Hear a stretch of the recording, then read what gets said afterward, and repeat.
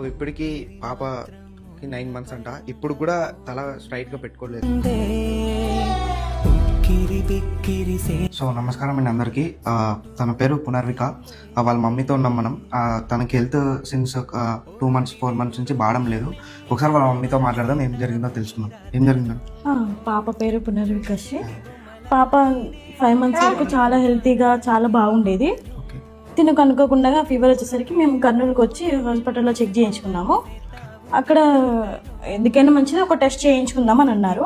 ఆ టెస్ట్లో SME type 1 అని వచ్చింది. అసలు అది మాకు ఏంటిదో కూడా తెలియదు. ఇది వరకు ఎవరు కూడా వినలేదు, మా సైడ్ వాళ్ళు కూడా ఎవరు కూడా చూడలేదు, వినలేదు. కానీ ఇంకా మాకు ఏం చేయాలో కూడా అప్పుడు అర్థం కాలేదు. మేము రైన్బో హాస్పిటల్కి వెళ్ళాము హైదరాబాద్కి. అక్కడ పాపకి మేము మెడిసిన్ తీసుకుంటున్నాము ప్రజెంట్.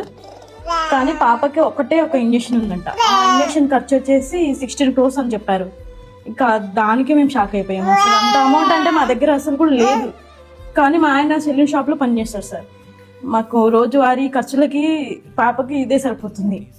ఇంకా మేము జీర్ణించుకోలేకపోతున్నాం సార్. మా పాపను చూసి మాకు ఎలాగైనా ఎవరైనా కానీ ప్రభుత్వం తరపునైనా హెల్ప్ చేయాలని కోరుకుంటున్నాం సార్.